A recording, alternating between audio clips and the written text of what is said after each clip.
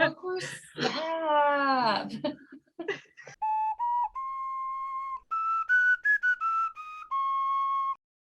Welcome to the Taming of Tolkien. Today we're going into prelude number 2 called the Valaquenta, which is the account of the Vala and the Maiar. And bear with me because I have a migraine. So this is how this episode's gonna go.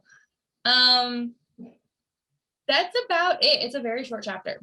It is. It's literally just explaining who everyone is and how they relate to each other, which is kind of nice. But this is our first introduction to Gandalf, which is very nice. So yeah, I'm excited. All right, I sent you some memes. Do you have enough battery to do this? We're gonna try. We're gonna go until it dies. Okay. Okay. All right, do it. All right. Of course, we have to have some before we get into like what we're talking about. Making me icy. Yeah. So first one. I don't know if you have it pulled up or not. I do. Can you take that in a better place? Thank you. Thank you. We just finished dinner too. No. I almost saved this one, but then I was like, no. It's all of Middle Earth. So it's the Trojan horse being let in. It just says normal conversation with the horse. Lord of the Rings hidden inside. Me and then my friends, the gates of Troy, allowing me to go on all day talking about Lord of the Rings. Yeah, for me it's like everything has a Lord of the Rings quote. So you have a quote for everything in Lord of the Rings? Well, no, but yes. It's true. I apologize to my friends and family in advance and for my past Lord of the Rings quoting, especially while watching a movie. No, I do not apologize. If you watch The Lord of the Rings with me, you have accepted that I'm going to tell you everything I know about it. I have to resist because Tom hates it when I sit there and quote the movie or give too much information. And so I'm sitting there and I'm just like biting my lip the whole time.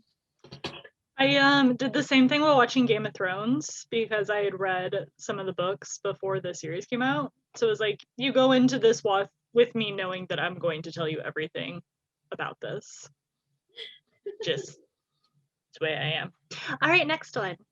I think you could do this one. This one requires no explanation.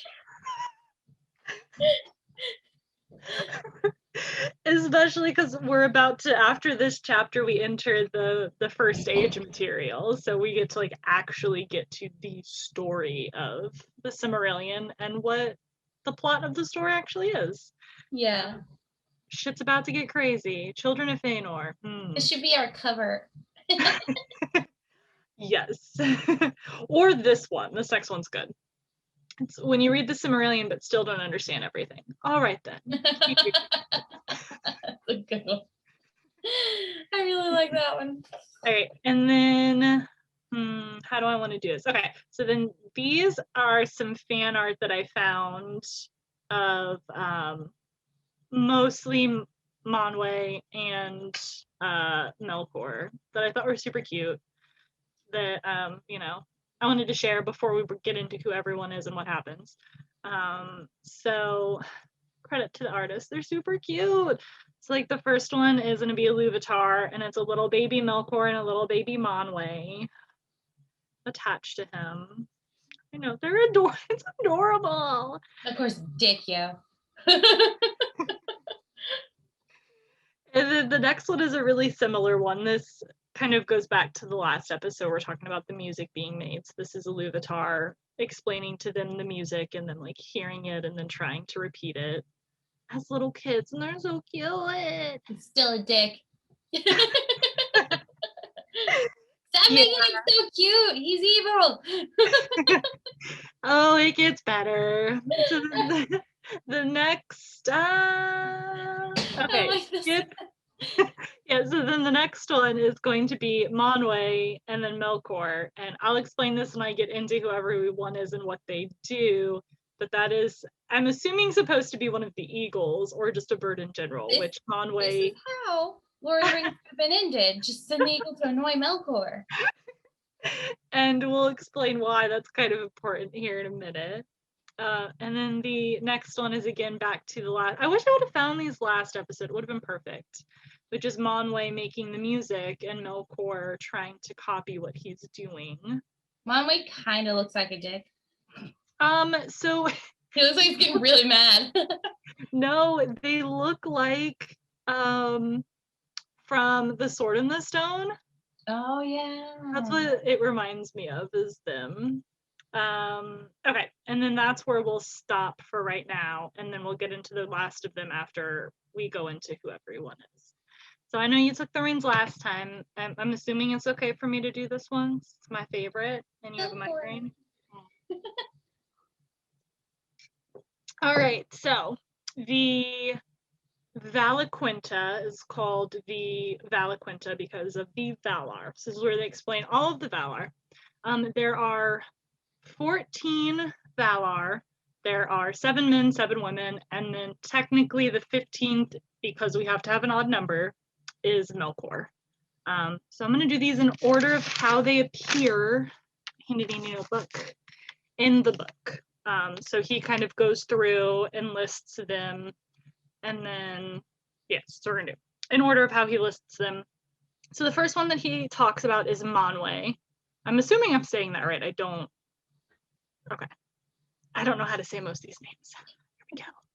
So Manwë is the Lord of the Realm in Arda and all who dwell there. So he would be like the head god, if you will. In my mind, because I have to equate everything to Greek mythology, he would be the Zeus of Greek mythology, or of Tolkien mythology. So he would be their Zeus.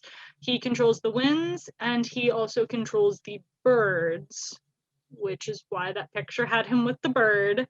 But this also, spoiler, not really, this is all relating to the eagles that they talk about in Lord of the Rings, that a lot of people are like, why couldn't the eagles just do it?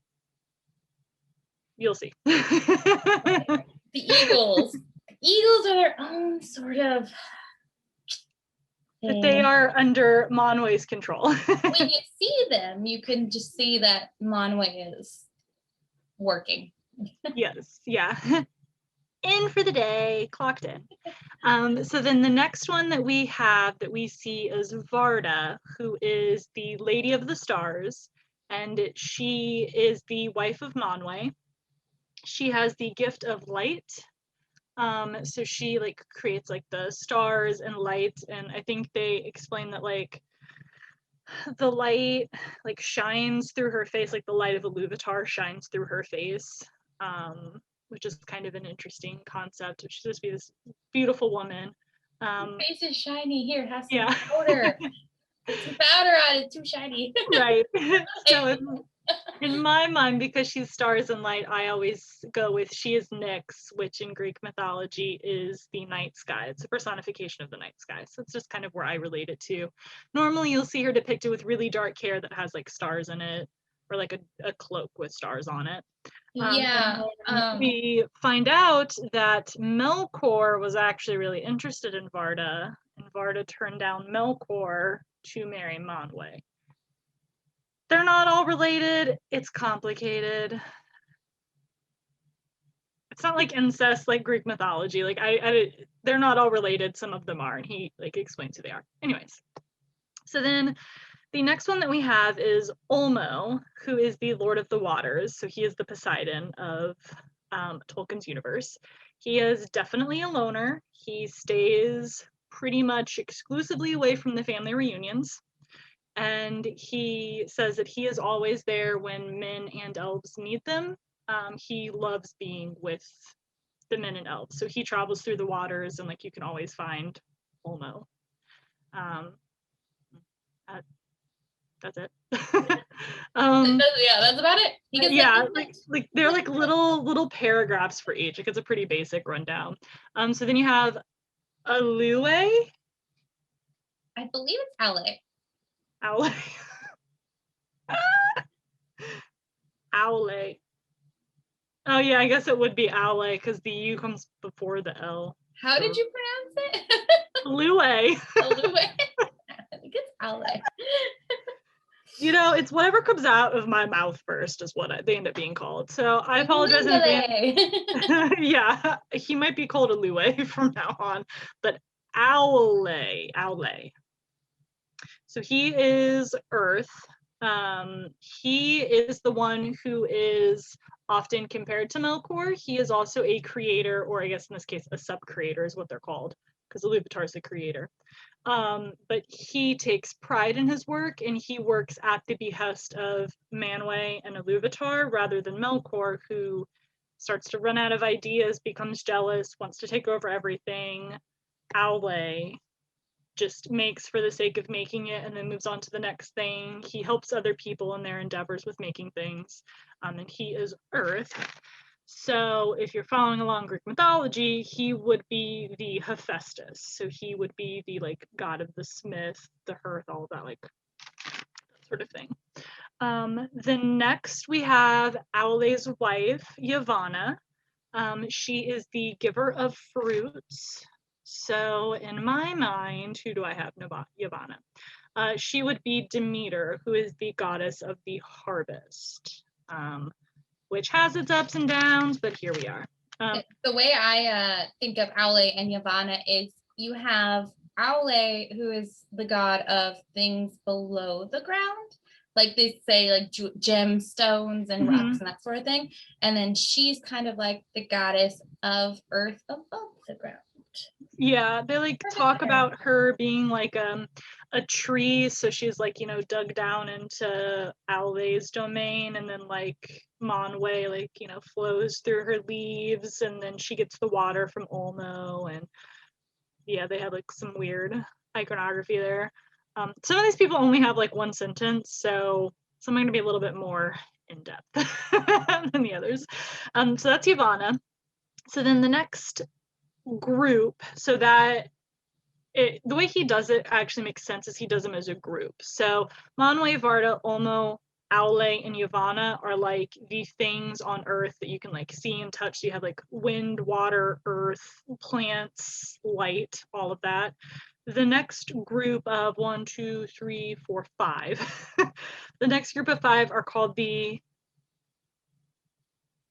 Fainturi. I didn't write this word down.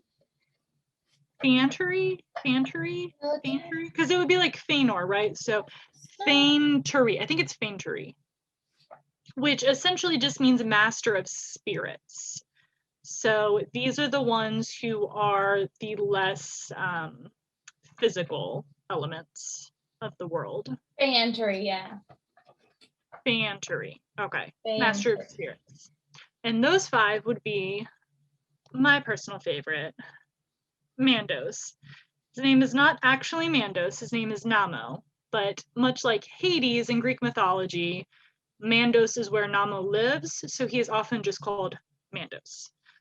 He is the brother of Lorien, and he is what is called the Doomsman, so he is sort of like the Osiris of, which I know I'm jumping around in my religions, but the Osiris, so he is like very much like Hades. He is not the god of death. He is kind of like the overlord, the overseer. He gives prophecies. He watches over the dead, that sort of thing. Yeah, he's like the god of the dead, not death.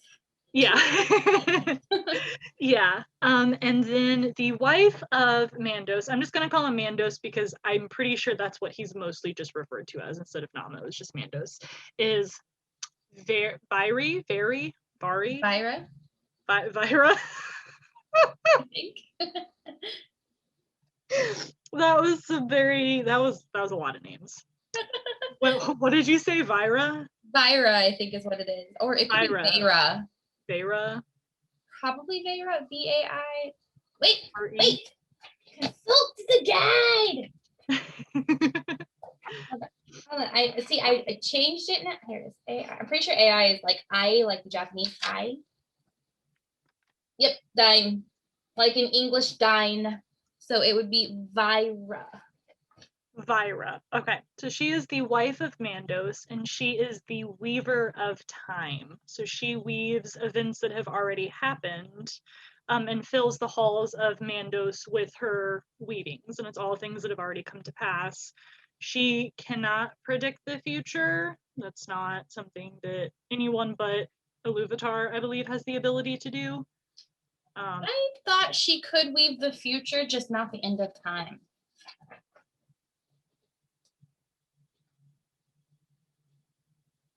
Where are you, lady?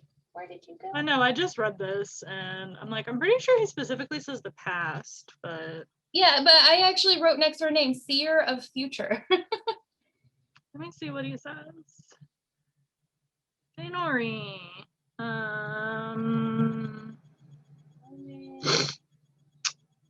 Vairi, is that her name? The weaver is his spouse, who weaves all things that have ever been in time into her storied webs, and the halls of Mandos that ever widen as the ages pass are clothed with them. I cannot find her name for the life of me. It's on page 19 in my book. I'm in the 40s. Oh yeah, so it's gonna be definitely way before that. I see a Rome.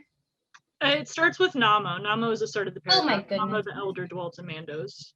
I'm all the way over in Ainulin. No, I'm in chapter 3. No wonder I'm confused. That's why. Valaquenta. Like a page or two in. Namo. It's 3 pages in. Yeah, she's at the end of Namos.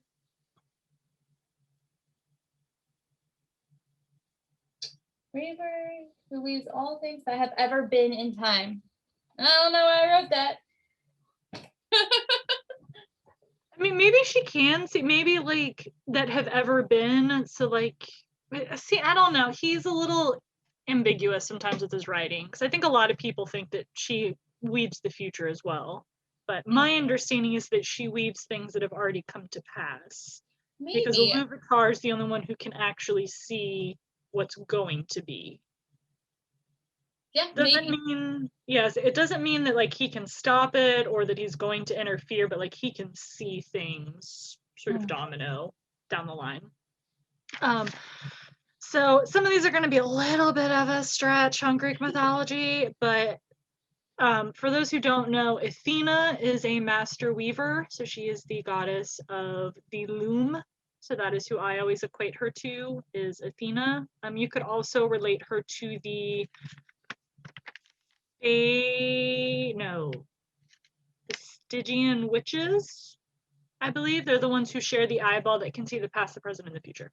Oh, the Fates? No, the Fates are the ones who, aren't they the ones who cut the string?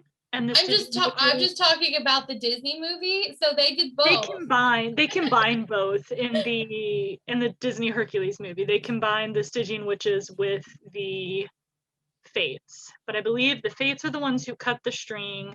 The Stygian witches are the ones who Theseus goes to find out how to kill Medusa, and they're the ones who share the eye. Gross. And they can see past, present, and future. Okay. Cool. Anyways, so then next we would have Lorien, which is the younger brother of Mandos. Mandos is the older. Lorien's actual name is Ermo, but he pretty much just gets called Lorien. He is the sort of god of visions and dreams, not necessarily like prophecy visions, but like he can show you things. And then obviously your dreams. This is where, Lorien's probably going to sound familiar, Lothlorien, which is where Galadriel and her people reside, is actually a garden that she based her world on, her realm on, her realm on, the gardens of Lorien, which is this beautiful, gorgeous area. Spoiler, Galadriel has been there, which is why she created Lothlorien. But that's where he resides. It's actually where a lot of the gods reside, and some of the other lessers visit from time to time, because it's just like a nice place of healing, which ties into the next Valar we meet, Este, like Estee Lauder. Estee Lauder. So we have Este, Este, who is the wife of Lorien, and she is a healer, and her realm is in the Gardens of Lorien, and that's where she does all of her healing, and that's where people go for their respite and all of that. Are you looking it up for me? I'm just doing one check to see. The end of words always pronounced as a distinct vowel and position is written. Yeah, Celeborn. Este. Este. Okay. So then the last of the group is Nienna, who is the sister of Mandos and Lorien. And I didn't say who Este was. Este I associate with the lesser known but should be more well known Hestia in Greek mythology, who is the goddess of hearth and home. You could call her the Apollo because he is the god of healing, but I prefer hearth and home. To me, that it's your mother taking care of you when you're sick sort of vibe that I get from her. That's the way I envision her, is like a mother taking care of children. I don't know why. That's just what comes to mind. So Nienna is the sister of Mandos and Lorien. So hers is actually kind of really sad. So grief is her domain. And it said that her sounds of grief were woven into the music at the time of creation and have always existed and will always exist until the end of time. So you can always hear her in the music throughout everything. She technically has a Greek counterpart that no one is going to know at all. So just remember, Nienna is grief. So those are the. She also, he gives her hope. Like in her grief, she's yes, more or less also as the goddess of hope. Yes, and she likes to creep around Mandos. That's where she likes to reside. Hold on, let me finish my tea. Didn't quite finish, whatever. I wrote, Melkor doesn't count. Oh, that's funny. Oh, okay. Why do I have him right here? Did he really? Okay. Anyways, so then the next one we see is Tolkis, and he is the last of the Valar to arrive. He is always late. That's just what that's what I assume. He's the last to arrive. He's always late. He is the fighter. He is 100% the Ares of this group. He is always down for a fight. He is super strong. He is tireless. He is fast. He is a warrior through and through. Oh, I see what I wrote here. I put last to arrive to fight Melkor. That's what I put. But he's the last of the Valar to arrive. Because they will all band together to fight the evil, and they may or may not succeed. So the next we have his wife, his beautiful wife, Nessa, who is a hunter and a dancer. So she would be like Artemis. She's a great hunter, loves deer, and she loves to dance and party. I would love to be at one of their parties. So then after Nessa, we have Nessa's brother, Orome. Orome? Orome. The E with the two dots will be like an A. Orome. Orome. It's either Orome or Orome. Yes. So he is actually a little interesting. He's a little bit different than all of the other Valar in that he loves Middle Earth.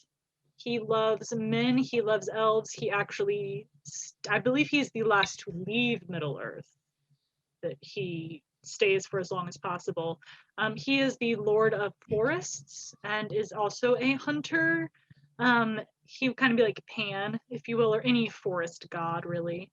So that's Orome, and then the last of the main Valar. Orome is the brother of Nessa. Yep. Is he married to Vanna? He is. She's the last one to arrive. Oh, sorry, I thought we'd already said it. I'm looking at my, so like as I was reading through, I would write down the name, And then I drew, like, as it would say, like, I drew an arrow, like, the next name. And so his is a little confusing because he's got like a little swoosh and another swoosh. Yeah, he does have two swishes. So he is the so Vana is the wife of Orome and also the sister of Yavanna. And she is the kind of personification of spring. She's Persephone. That's who she would be in here. And then last but not least, you have Melkor. He doesn't count. Yeah, I was like, I literally did not write down the stuff. I wrote down some stuff, but I didn't write it down the same way I did the other ones. He's actually tucked into his own little category. So before we get to him, we are pointed out that there are 1, 2, 3, 4, 5, 6, 7. I can count. There are 7 main Valar, if you will, which would be Manwe, Olmo, Aule, Orome, Mandos, Varda, Yavanna, and Nienna. And I believe these are the ones that are most seen and the ones that stay the longest on Middle-earth. All of the other ones, after they're done, they kind of go back to their respective homes and never come back again. And we're done. Peace. Yeah. No, we're not done. So the next... No, I was talking about the Valar that left. Yeah, oh yeah. They're the ones who stay. So then after the Valar, we have the next group.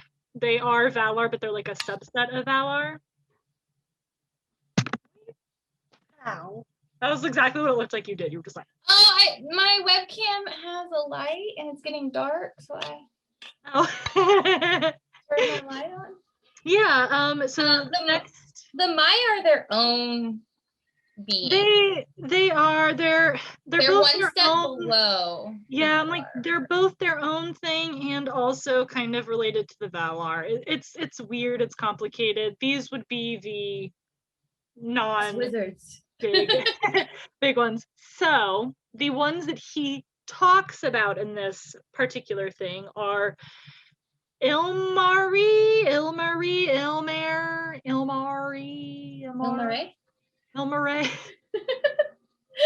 eventually get there.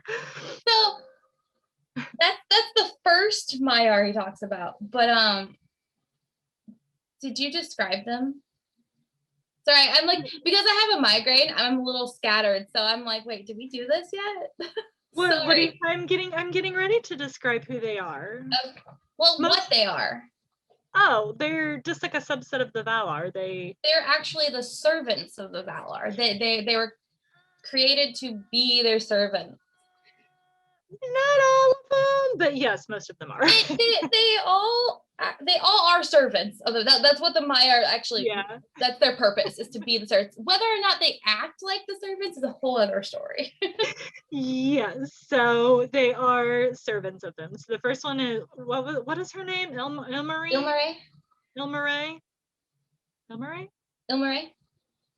So she is the handmaiden of Varda.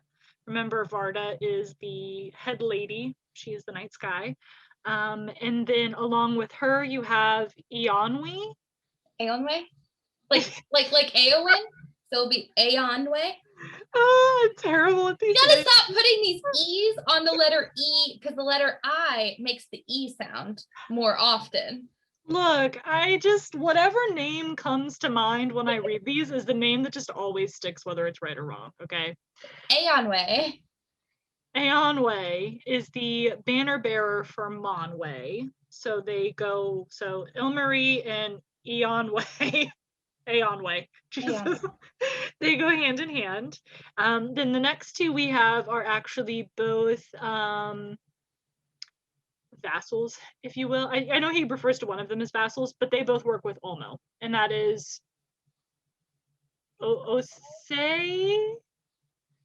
Is it or is it do we have guidance? We don't. So I'd pronounce it Ose or Ase. One or the other? Probably Ose. Ose is the actual vassal of Olmo, and then you have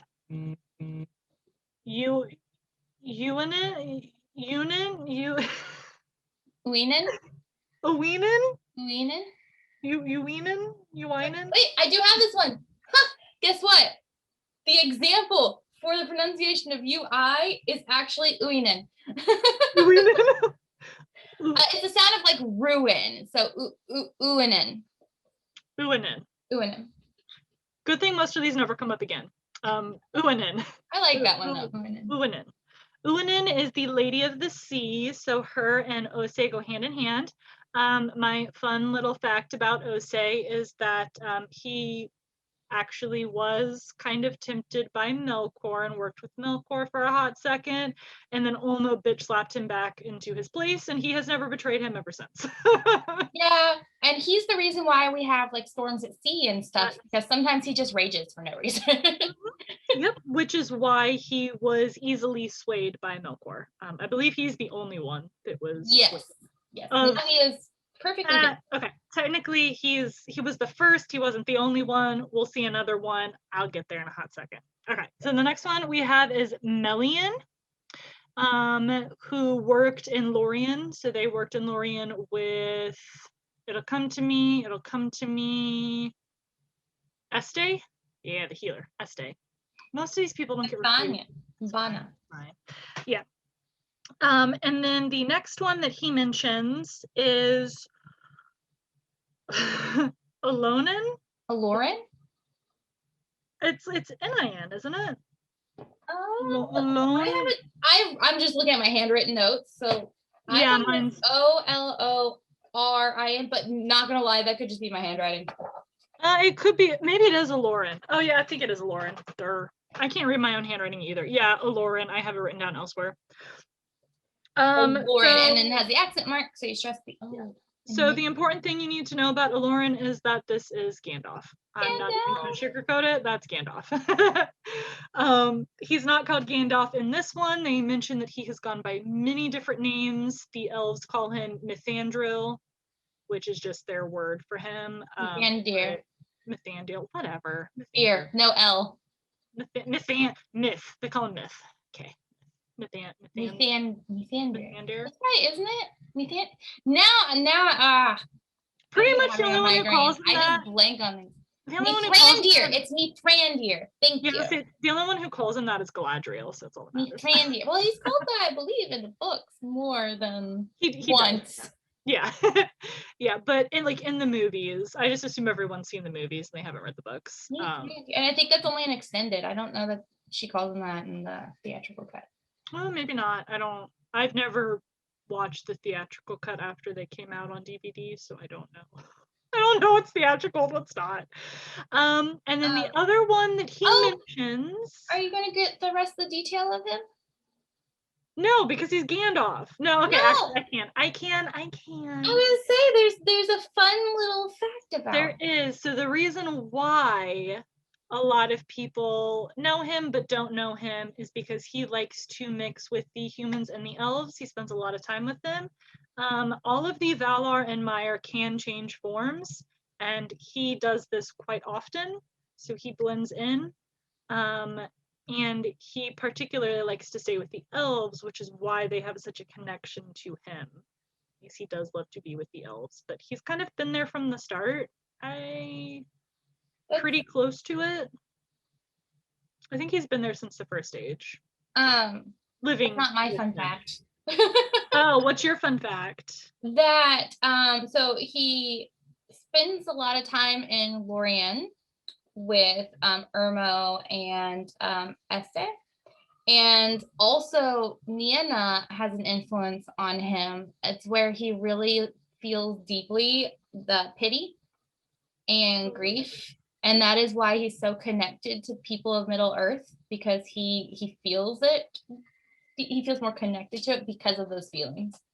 And this is probably where a lot of his really great lines about death and dying and grief come from. Yeah. So that's his motive. That's his driving force. Yeah. That and then to see hope through his grief. That's yeah.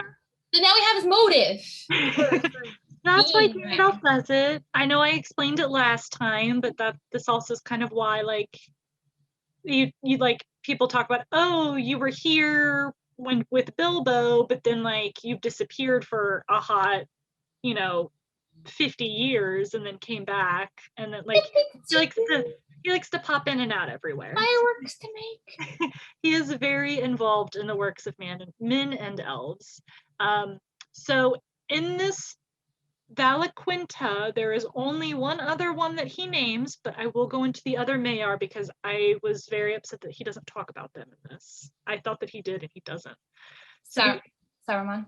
So the only other Maiar that he mentions in this one is the Balrogs. No, he mentioned one. He mentioned one other Maiar. Mention? The Balrog's not a Maiar. The Balrog is a spirit. No, the Balrog is a Maiar. No, they called it a spirit. Yes. He is a corrupted one. Oh, okay. They do talk about Sauron. I apologize. Yeah, I was gonna say that's the last one I have written down, but the Valar Arcor, which are the Scourges of Fire, that were Balrogs, demons of terror. They're corrupted Maiar. Are they corrupted Maiar? Because I thought they said they were a spirit, just a spirit.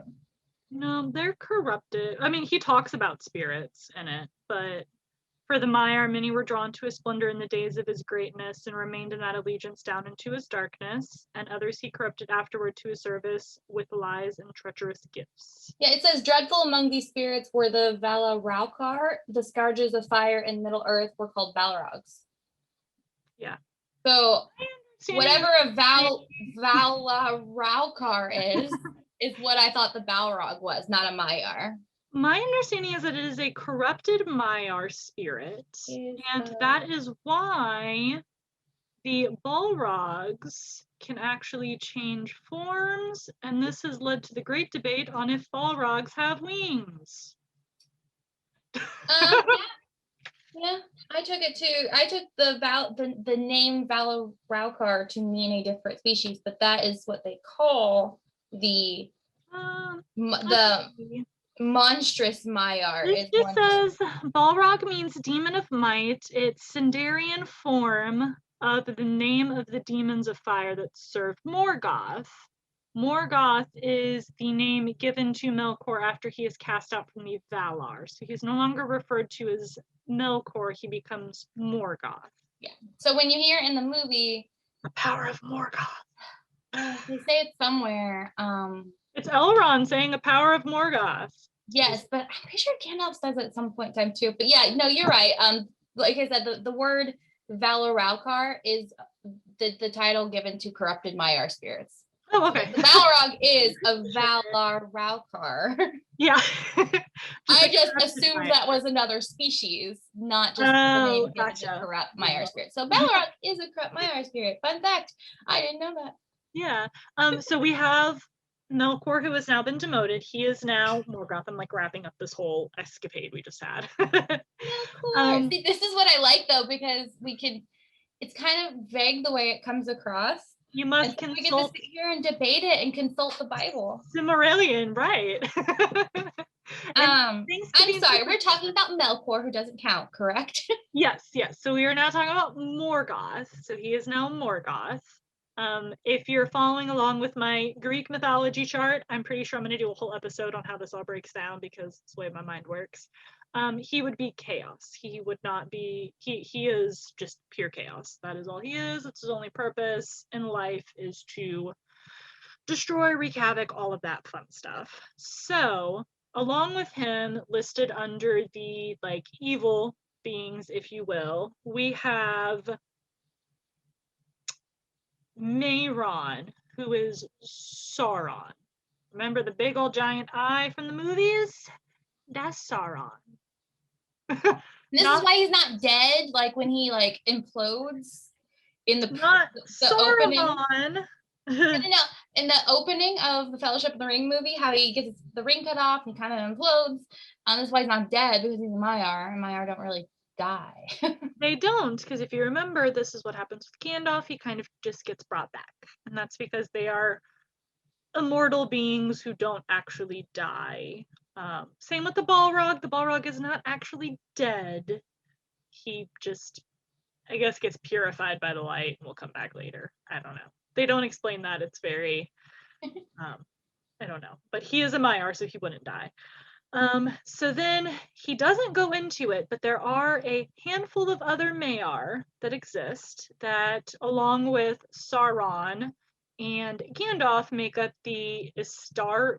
Ishtari, right? Ishtari. That's a real, is Ishtari a real thing? Yes, they I'm are. sorry, my mind is not Hold on, focusing. I have a photo for this. It's not focusing. Hold on. 2 seconds. I have a photo that has his name. Essentially, Isatari. is it one that you sent me? Yeah, it's towards the very end. I have to keep finding my messenger. It just keeps disappearing. Yeah, this is Isatari. I always thought it was the Istari. Apparently there's another I there and you thought it was an H. Whatever they are. They are the wizards. We'll just call them the wizards. They are the wizards. So if anyone has seen the first Hobbit movie, they talk about this, in which they are going to meet Radagast, and he's like, "Oh, is he a great wizard, or is he more like you?" Love that line. That's one of my favorites. So the wizards, actually pretty great. So the wizards you have are Gandalf, obviously. You have Kuramo, which is Saruman, which is the wizard that fights Gandalf, not the giant eye. Their names are similar. It can be confusing. Then you have Iwendil, Eowendil, which is Radagast.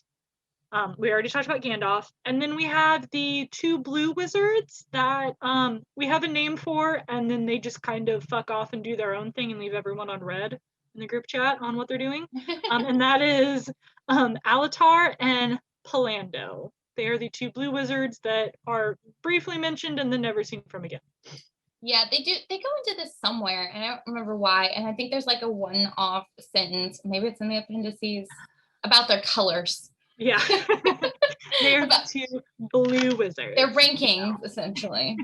Yeah, so that is all 14 of the Valar, Morgoth, who was formerly Melkor, the Maiar, the corrupted Maiar, and then the Isatari. Isatari sounds wrong. Isatari? Isatari? I didn't see it. Who are the wizards? He doesn't talk about them in this. I just felt like it was important. If we're talking about Maiar, they are Maiar. So I don't know why they're not mentioned in this. I just need to see the word. The wizards are Maiar. Okay. I don't know. Definitely.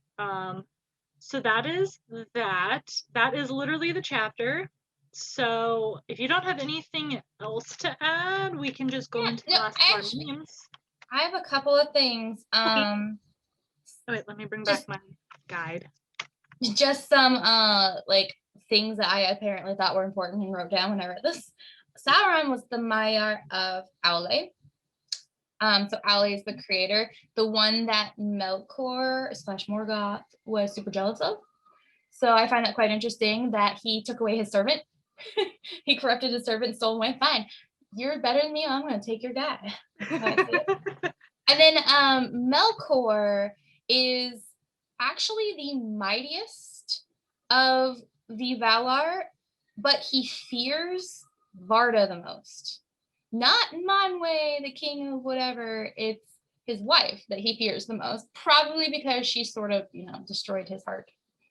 Yeah, I also think it has to do with the light, because Melkor wanted to find the flame unending, or whatever the fuck it's called, the eternal flame, but Varda is the light of Iluvatar. So like, right. So we know that he puts the flame into the earth rather into a Valar, but it makes me, that's why I always thought that he was a little bit like, that was the one that he was not, like you said, scared of, was right. Varda, is because she is the light of Iluvatar. And that he like fears the light, if you will.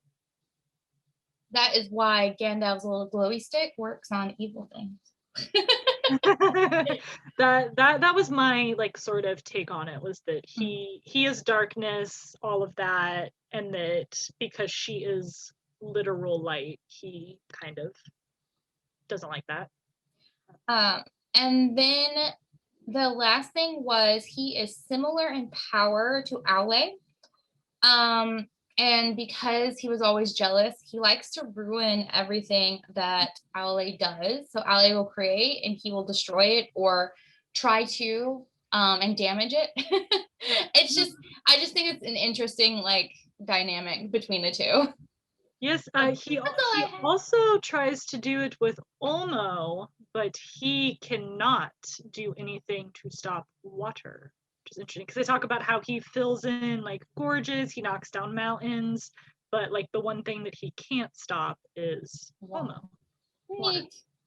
Cool. That's all I I had. think it's because water is also destructive, so you can't. Water also stop it.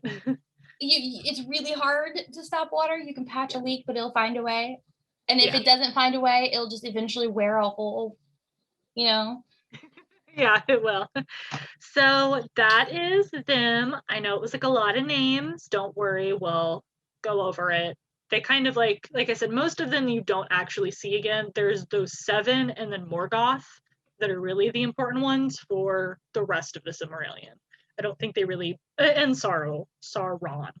They don't really mention any of the other ones. They're not, they might mention Gandalf.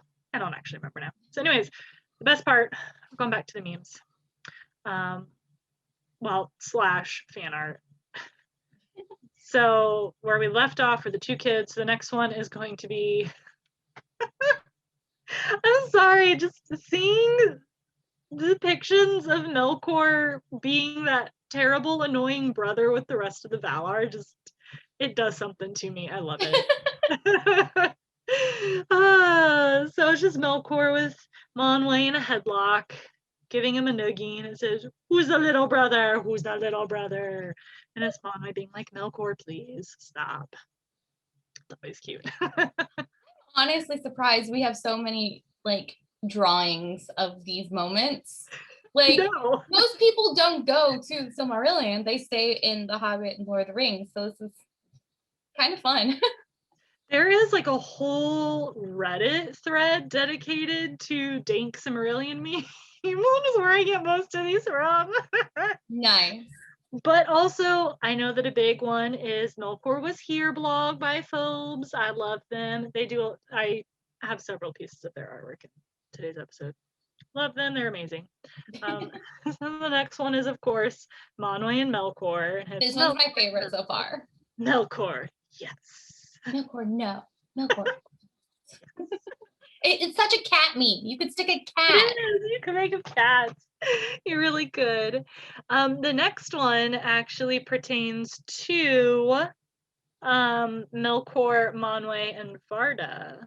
And this was, I know it's like hard to read because it's like a panel, but it's Monway being like, "Varda, will you be my wife? I'm kind, cute, and fair." Oh, he's so cute. And Varda's like, "Ooh, blush." And then Melkor's like, "Hey, Varda, will you be my wife? I have a giant hammer." And she's like, "What? Melkor, it's rude and disgusting." And he's like, "But it's really big." I love because he's like lifting up, like, "No, I'm seriously talking about my hammer. I have a hammer. I'm telling you about my hammer and not my hammer." Oh, I love it. And then the next one, we will get into the lore behind this. I just had to put this in here. That was funny. And it's, of course, Monway and Melkor. And it's Monway being like, "So if orcs are a normal race, why are they ugly?" Oh my god, Monway, you can't just ask orcs while they're ugly. A lot of history behind orcs, dude. There is. We'll get into it. Don't worry. It's one of my favorite pieces. I mean, it shouldn't be because it's pretty bad, but it's one of my favorites. The history of the elves. Well, the history of orcs, not elves. Oh. Do you want to do the next? Yes. It's a seagull, I think. Melkor searches the void. Can't find the flame imperishable. Creates discord in the music of the Ain. Well, I said that I'm just imagining the sound that this bird is making is like Scuttle from The Little Mermaid. When he's singing. It's great. I love it. You can do the next one too if you want, because I think you'll get a kick out of this one. This is a book cover. This is a book cover called Melkor Stop by J.R.R. Tolkien, edited by Christopher. And that sums up the Lord of the Rings, guys, right there. All of it. Silmarillion through Lord of the Rings, just done. Right, just it all up. Of course, stop. Okay, so the next one is Nobody. Olmo. Sup, bro? I love both elves and men. Kind of tub of water. What's so funny about this is it is described that Olmo like knows things before other people because the water is everywhere and he gets like all the gossip and events and news and stuff because water is everywhere. So literally you're taking a bath and this happens. Pops up. Hey, what's going on here? The next one is a fantastic piece of artwork that we've already kind of talked about. It's me throwing a rock and hitting two birds. The first one says Balrogs with wings. The second one says Balrogs without wings. And the stone is the Ainur have the ability to take many shapes. I'm like, what's this supposed to be? I was like, kill two birds with one. I got it. Oh, this next one's great. Do you remember the Old Spice commercials? Because this is from the Old Spice commercials from the Manly Man. And well, he's on a horse. On a horse. A romance. I'm on a horse. Melkor. Grumpy. He's grumpy. So beautiful. Oh man, I should have done these two back to back. I didn't even realize I sent them out of order. It's okay. The next one. I truly believe water can solve all our problems. Weight loss, drink water. Clear skin, drink water. Tired of someone? Drown them. Homo, should know your location. Homo, you know the location. It's where the bodies are. Hey, you have GPS. What are you talking about, boy? So then the next one is, so I don't actually know who it's supposed to be. My assumption is that it's Osei and Sauron. Because they're talking about obsessions with Melkor, and Osei was the first one to be tempted by Melkor, and then Sauron was tempted by Melkor. Wouldn't you think the guy with the fish scales, like the one in blue, would be Osei? He would be the one that's obsessed with Melkor, right? Well, so this would be after Osei and Melkor broke up. Say they broke up like they were dating, and then Sauron and Melkor got together. Okay, all right. Yeah, that's what this is. Sauron is pretty obsessed. Yeah, understatement. So it's, your obsession with Melkor is ridiculous, Shut up, Blueberry Boy. Why Blueberry Boy? I'm assuming it's because he's blue, because he's water. Water's clear. God. I don't know why he calls him Blueberry Boy, but he is very blue in this fan art.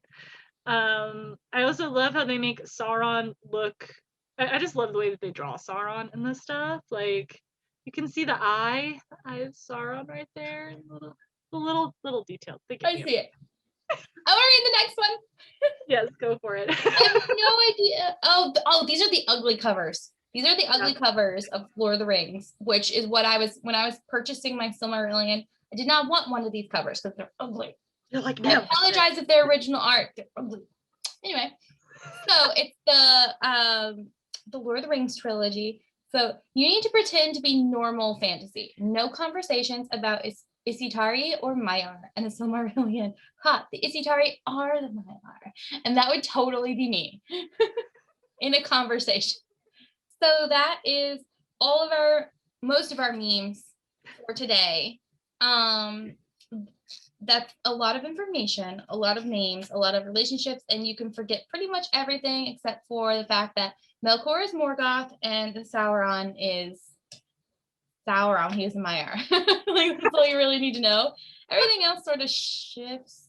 Yeah, we'll talk a little bit about them in the and they will pop up again vaguely, and we can always be like, all right, this was so and so. But that is the second prelude. So we've done the first two, which is just like general background history of creation. And now we get to go into the fun stuff with the Quinta Silmarillion. The actual story. Of the Silmarils. The actual story. Actual story. Like what the book is named after of. Yeah.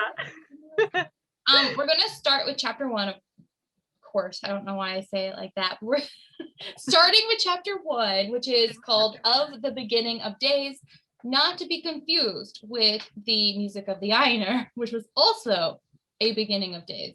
So yeah, this will be the beginning of time on Arda.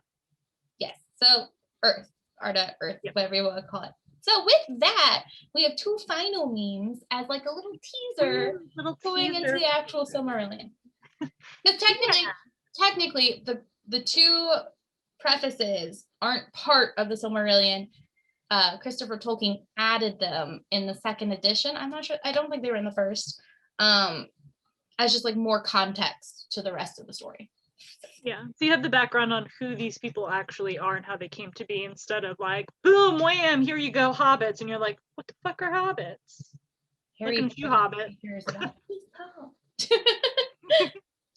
All right, do you want to do the first one, then I'll do the second one, or I can do the first one, you can do the second one? Why I love Silmarillion.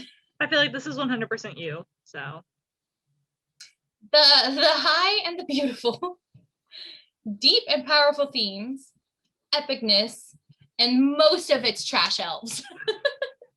Elves are my favorite. I know. Trash elves are like even closer to my heart. So they are. You guys are about to see like a whole different world of elves in the first age. Brace yourself. I'm gonna we'll go, yes, we'll do that. Brace yourself. Elves are coming. Brace yourself. If you like elves, you're gonna like the rest of this. Yeah. All right, and then the last one we have is when Frodo gives Sam the book for Sam to finish when he leaves, and it's J.R.R. Tolkien as Frodo giving the unpublished first age material to Christopher Tolkien, who cries. And that is exactly what the Silmarillion is. It is the unpublished first stage material. Think about everything that was published after Tolkien died.